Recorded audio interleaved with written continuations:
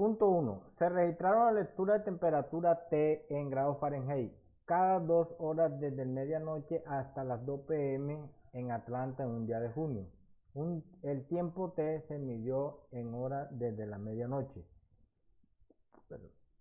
Nos piden, usa la lectura para dibujar la gráfica T en función de T, la cual nos da una línea descendiente y la cual asciende hasta mediodía, desciende durante la medianoche hasta la madrugada, desde la mañana empieza a ascender como se ve en la gráfica. También nos piden usar el gráfico para estimar la temperatura a las 9 a.m. Como en la tabla no tenemos 9, cogemos los datos más cercanos, que viene siendo 8 y 10, y utilizamos la pendiente o la tasa de variación en el cálculo común. Los datos que tenemos son el tiempo, porque no tenemos 9, entonces cogemos de rango de 8 a 10. Aquí están los datos. Tiempo 1, que es 8 y su temperatura es 70 grados. El tiempo 2, que es 10 y su temperatura es de 78 grados centígrados. Utilizando la pendiente o tasa de variación de cálculo, entonces tenemos que T2, que viene siendo la temperatura 78 menos la temperatura 1, que es sobre el tiempo 2, que viene siendo 10, menos el tiempo 1, que viene siendo 8. Calculando eso nos da 4 grados Fahrenheit. Luego utilizamos la ecuación de la recta con respecto a T. Igual, entonces, que este es T sub 1 más la pendiente sobre el tiempo menos tiempo 1. Sustituyendo T nos daría 70, que viene siendo T1, que viene siendo la temperatura 1, más 4, que es la pendiente calculada, que es la que está aquí, por los tiempos, que es el tiempo 9 y menos 8. 74 grados Fahrenheit es la temperatura alcanzada, la estimación, la temperatura que se estima a las 9 de la mañana. Muy buenas tardes, mi nombre es Camilo Andrés Yepes Díaz y a partir de estos momentos vamos a dar respuesta a los ítems que se presentan en el punto número 3 del primer taller de cálculo diferencial. En este tercer punto nos preguntan o nos cuestionan ciertos valores y estimaciones que vamos a deducir a través de la gráfica presentada en el taller. En el primer ítem se nos permite o se nos pregunta de qué manera podemos estimar el valor de f de 4 con respecto a la gráfica. Debemos tener en cuenta que el valor que se nos está dando en este caso es positivo, es 4, y nos centramos en el eje de la y, ya que la estimación la vamos a hacer con respecto a x, que debemos saber que todo valor que es con respecto a x es un valor de entrada. Entonces, para ubicarnos en el punto 4 positivo, vamos a trazar una recta que nos lleve hasta la intersección que se da con el recorrido de la función. Como podemos ver aquí, trazamos una recta, una línea, que nos lleva desde el punto que es el valor que se nos entregó sobre el eje de la y, hasta llegar al punto donde se intersecta con la función, con el recorrido de la función. Cuando estemos aquí, vamos a trazar una recta desde el punto de intersección del recorrido de la función con el valor de y, que nos va a llevar hasta el eje de las x, que nos va a dar el valor a que corresponde x en este caso, que es más 4. Debemos tener en cuenta que en este caso los valores de x son los valores de entrada. Entonces, según la gráfica, podemos decir que la ecuación corresponde a la siguiente manera. F de 4 es igual a 4, donde 4 es el valor de x. De esta manera respondemos al primer cuestionamiento que se nos hace en el punto 3. Pasamos al segundo cuestionamiento y se nos dice que debemos estimar el valor de x tal que f de x es igual a menos 2. En este caso, nos está de alguna manera dando el valor que ahorita no teníamos con respecto a x. Entonces debemos situarnos, en este caso, como se nos da un valor de menos 2, en el eje de la y, en el valor de menos 2, y procedemos de la misma manera que procedemos ahorita. Pasamos una línea recta que nos lleve hasta el punto donde se intersecta con el recorrido de la función. Cuando lleguemos a ese punto, nos situamos en este sitio y marcamos una recta que desde ese punto nos llega hasta el eje de las x, en este caso, dándonos una aproximación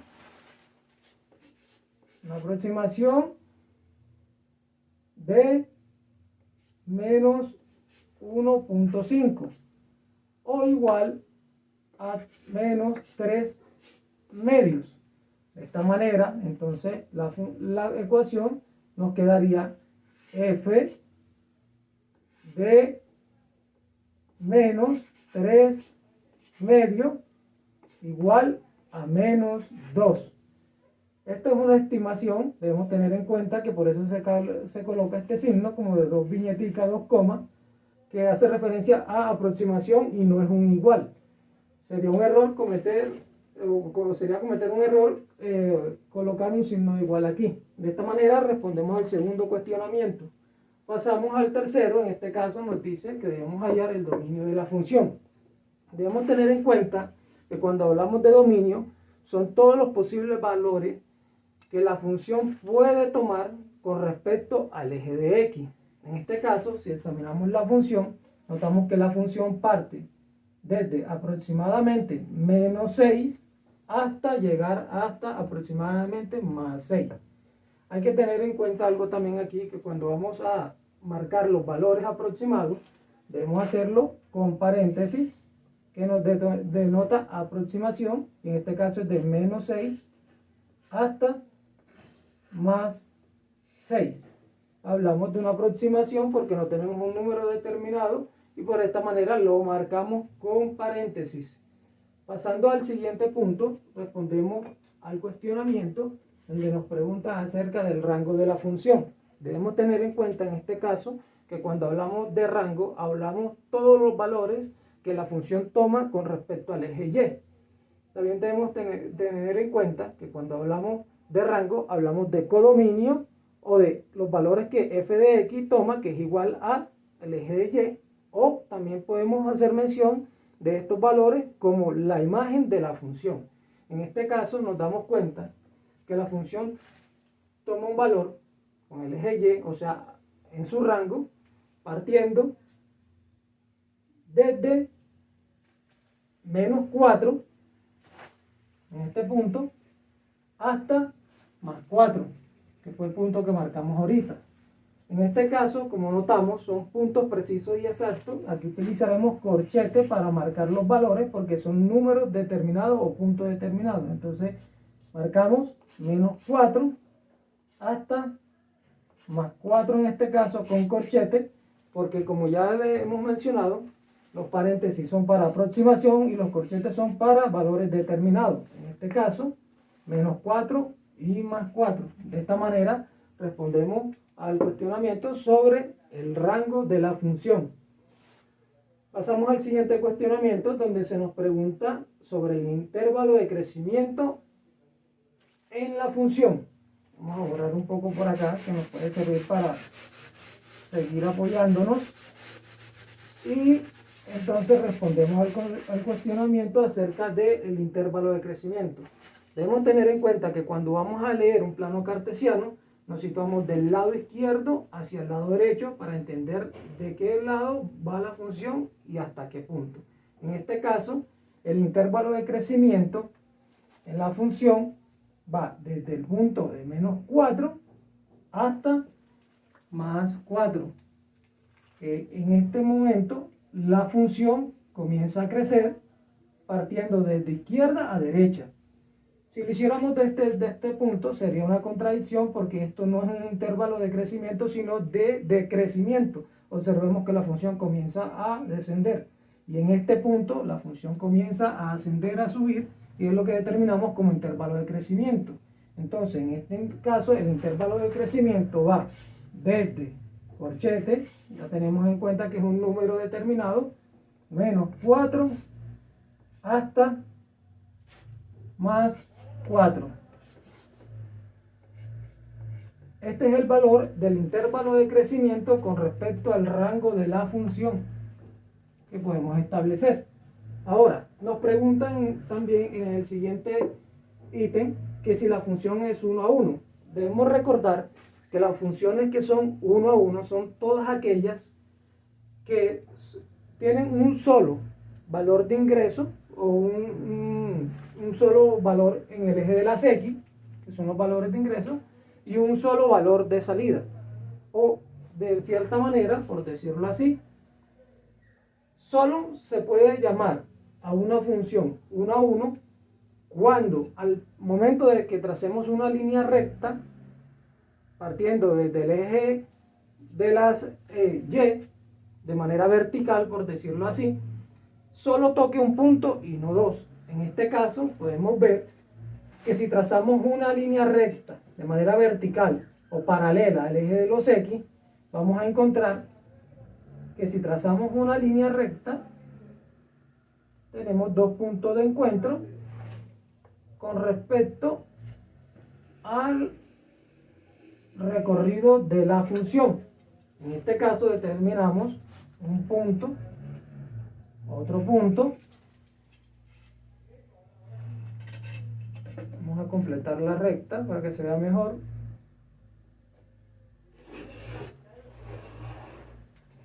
Como podemos ver, al trazar una recta de línea vertical o de manera paralela al eje de las X, tenemos que esa recta cruza en dos puntos el recorrido de la función, lo que indica que no es una función 1 a 1, porque la norma nos dice que una función 1 a 1 solo es aquella que al trazar una línea recta toca un solo punto de la función. En este caso no cumple la condición, ya que toca un punto, dos puntos, y en vez de ser inyectiva es biyectiva. Generalmente conocemos una función biyectiva, aquella que es una función cuadrática, a la que nosotros conocemos como una hipérbole. Más o menos es esa que tiene este recorrido. Vamos a dibujarlo aquí sobre la otra como para dar más o menos una explicación. Notamos que al pasar una línea sobre esa función que nos determina una hipérbole, se generan dos puntos siempre con respecto al recorrido de esta función. Entonces la hipérbole, que es el resultado de una función cuadrática, siempre va a ser biyectiva, como lo es en este caso también esta función, pero que a su vez entonces no es 1 a 1. En este caso no es 1 a 1, debido que al momento de trazar una paralela con respecto al eje X, esta corta la función en dos puntos. Pasamos al siguiente ítem del punto 3, donde nos preguntan que si es par o impar. Debemos tener en cuenta que todas las funciones que son par son aquellas funciones que al momento de ser graficadas, como lo tenemos aquí en este lado, si doblamos esta gráfica sobre el eje Y con base en el eje Y, al momento de doblar la gráfica del lado derecho al lado izquierdo, es decir, desde menos X, o de más X hacia menos X, o de menos X hacia más X,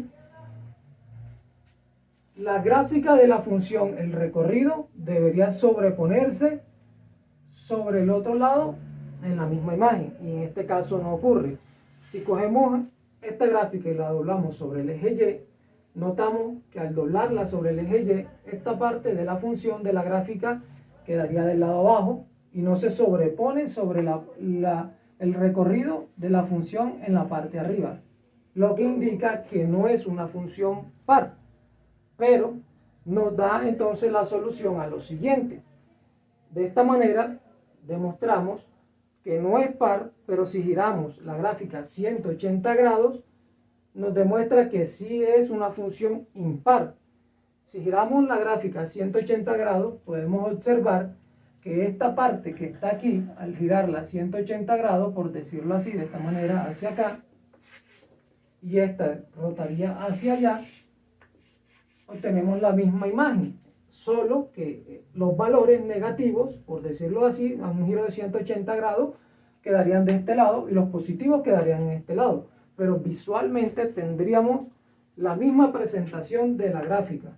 Entonces, esto nos dice que la gráfica es una gráfica de una función impar. Esto, como ya podemos hacer mención, debido a que si giramos la gráfica a 180 grados, podemos observar visualmente la misma condición en la gráfica. Lo único que cambiaría visualmente, ojo, visualmente serían los valores negativos y positivos, ya que esta parte de la gráfica quedaría acá y esta parte de la gráfica quedaría allá, pero visualmente sería de la misma manera, y esto determina que es una función o impar. De esta manera damos solución a los puntos presentados o a los ítems o los cuestionamientos presentados. Bueno, vamos a realizar el punto 4 del taller. Vamos a determinar el valor de epsilon y de delta. En el ejercicio A nos dan el valor de epsilon, vamos a calcular el valor de delta. Bueno, aquí hice esta gráfica para ver de dónde sale la definición formal de límite. Nosotros tenemos acá en el eje X un entorno reducido, que es un intervalo cuyo centro es X sub 0 y el radio es delta. Y vamos a obtener las imágenes en la función f, acá en el eje vertical, también en otro intervalo, en el cual en X sub 0 se refleja el límite de la función que existe y es L, y en este entorno acá tiene este entorno de radio L, de centro L, perdón, y radio epsilon.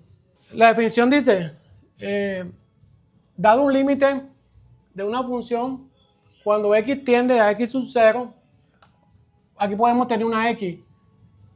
Cuando x tiende a x sub 0, o sea, hacia el centro, esto aquí se va a reflejar en un f de x, ¿cierto? Podemos decir que el límite es el sit. Bueno, esto se hace con la definición formal de límite, que es para todo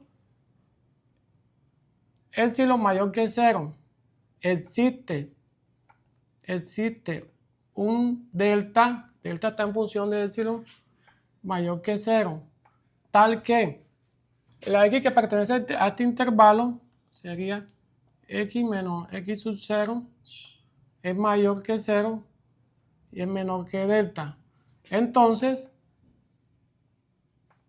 f de x menos L es menor que epsilon. Esta es la definición que vamos a aplicar. Bueno, empezamos aquí con este ejercicio. ¿Cuál es nuestro? Aquí vamos a determinar, no vamos a demostrar. Vamos a determinar. Nos dan el valor de epsilon sub epsilon. Vamos a encontrar el valor de delta en función de epsilon. Bueno, partimos de aquí. Tenemos f de x. ¿Cuál es nuestro f de x? Sería 3 más 2x. Menos el límite. El límite aquí es 2. Esto es menor que epsilon. Aquí aplicamos simplificaciones, propiedades. En este caso podemos sumar. En este caso pues restar 3 menos 2 más 2x. Es menor que epsilon. 3 menos 2 es 1. Es menor que epsilon. Hacemos aquí un cambio de posición. Ponemos 2x más 1. Es menor que epsilon. Aplicamos aquí dentro de las barras de valor absoluto un factor común, que sería 2. 2 por x, 2x. Y para que me dé 1, tendría que poner un medio. Listo. De entre barras de valor absoluto menor que epsilon. Aquí aplico propiedades del producto en un valor absoluto, que es a por b es igual a valor absoluto de a por valor absoluto de B. En este caso aquí tenemos valor absoluto de 2 que multiplica valor absoluto de X más 1/2. Es menor que epsilon. El valor absoluto de 2 es positivo. Los valores absolutos siempre son positivos, es 2. Si fuese menos 2, también fuera 2. En este caso es positivo, es 2. Entonces sería 2 que multiplica a X más 1/2 de menor que epsilon. Bueno, aquí esto lo podemos recomponer. Porque acá nuestro delta era X menos 1/2 menor que delta. Este es nuestro X sub 0 y este es el delta.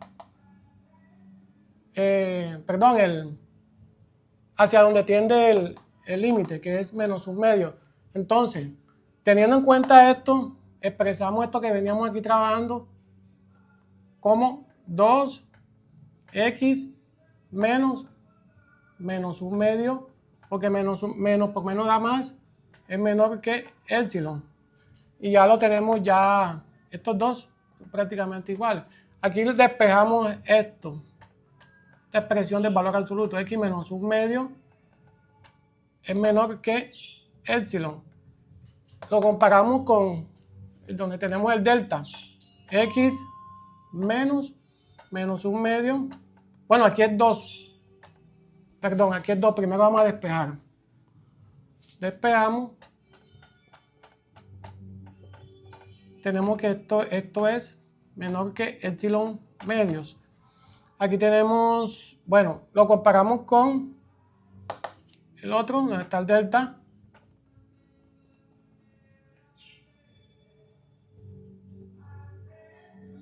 Ya encontramos que delta, este es en función de epsilon. Este delta es en función de epsilon, es epsilon medio, porque ya tenemos el valor de epsilon. Lo reemplazamos, es 0.8. Entonces nuestro delta es 0.8 entre 2. Nuestro delta nos da 0.4. Listo. Entonces ya determinamos el valor de delta dado el valor de epsilon que nos había dado. Y hemos terminado la parte A de este ejercicio. Este es el ejercicio B del punto 4. Vamos a determinar también los valores de epsilon y delta de la definición formal de límite, pero en este caso ya nos dan el valor de delta, que son 14 10 milésimas. Bueno, sabemos que epsilon y delta son valores muy pequeños. Esta es la definición que ya vimos, no la vamos a demostrar, porque de aquí es que vamos a determinar el valor del epsilon que vamos a encontrar. Y lo explicamos con esta gráfica en el ejercicio anterior. Aplicamos la definición formal. Vamos a averiguar el delta, el epsilon en función de delta. Bueno, partimos de acá, de esta partecita de acá. F de x menos L menor que epsilon. El valor de la función es 2 menos 7x.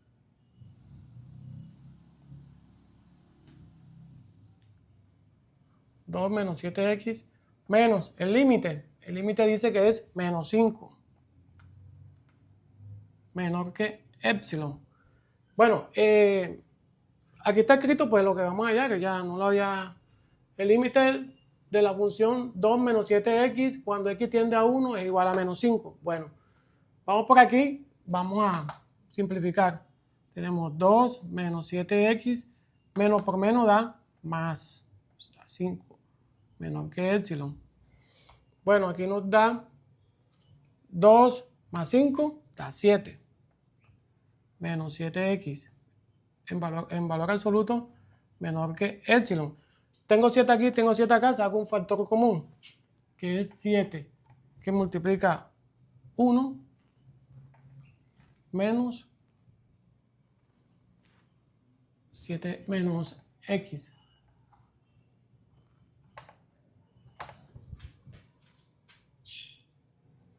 Bueno, aquí tenemos que recomponer esto, porque tenemos que llegar a x menos 1, que es el que vamos a encontrar acá. Acá vamos a encontrar, partiendo de aquí, es x menos 1, que es donde tiende el límite. Mayor que 0, menor que delta. Lo tenemos que tener pendiente. Bueno, aquí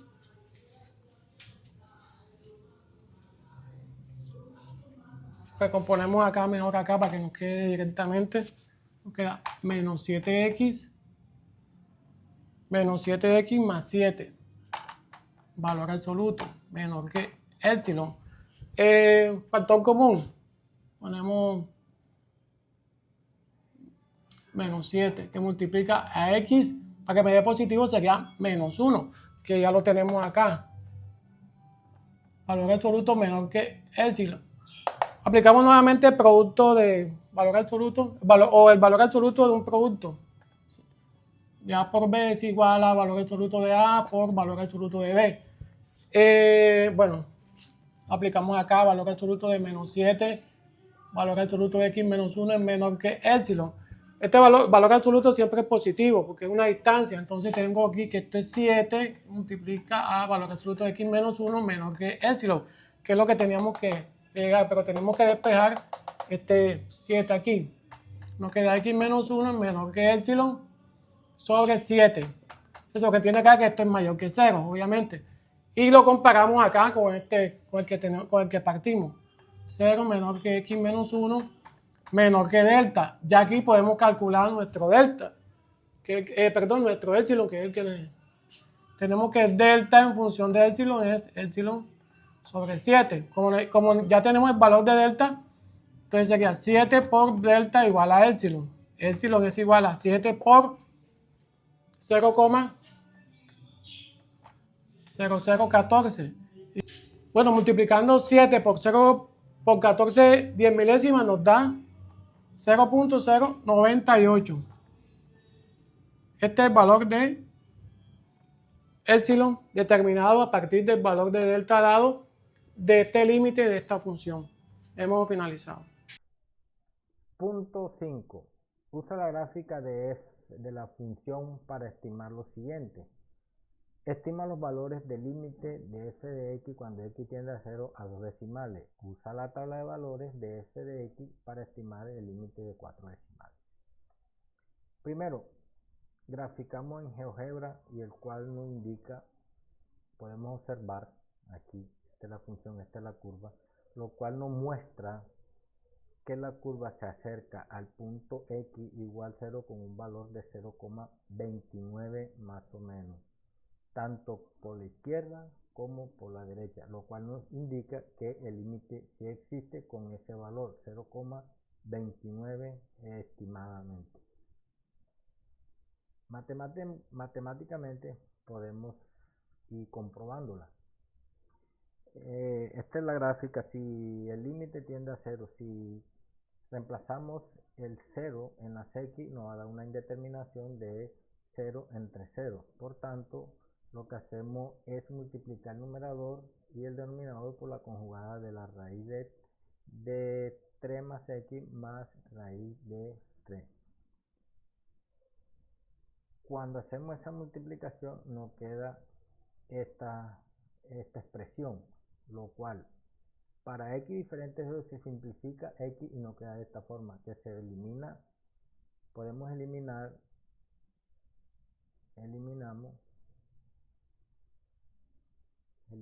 esta y nos queda esta función acá.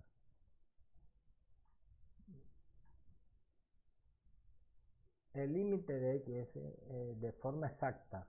Si sustituimos x igual 0, nos quedaría de esta manera. Donde están los ceros, como son ceros no se coloca, y al resolver la función, resolver el proceso matemático, nos quedaría 1, 2, raíz de 3. Racionalizamos el denominador y nos quedaría raíz de 3 sobre 3. Aquí está la racionalización que nos da este punto.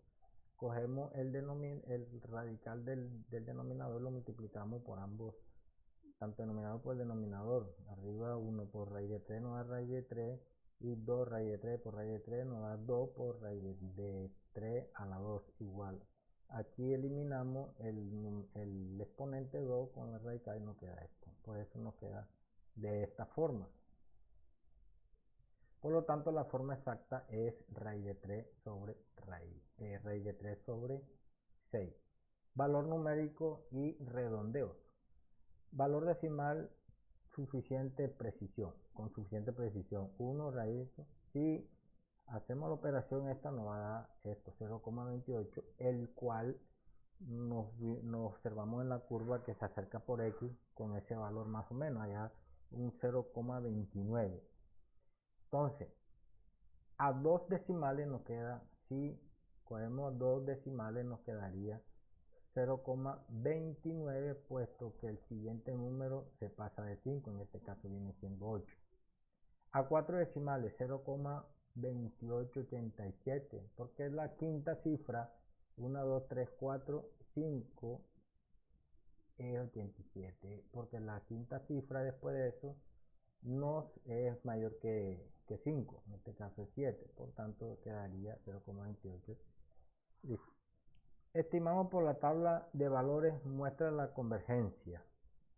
Usando la fórmula f de x nos quedaría de la siguiente manera. Al reemplazar x por esto, entonces nos va dando estas funciones, lo cual nos indica que x cuando tiene 0 tanto por la derecha como por la izquierda, los valores se acercan a 0,28, 0,288675, que redondeado a 4 decimales nos da 0,2887. A 2 decimales nos queda 0,29 y a 4 decimales nos quedaría 0,2887. Como se mostró, aquí comprobamos que con la gráfica de que es cierto. En este punto nos queda que el límite existe como a ese número constante, porque se viene acercando con un número más o menos constante de 0,2728, en este caso aquí 29.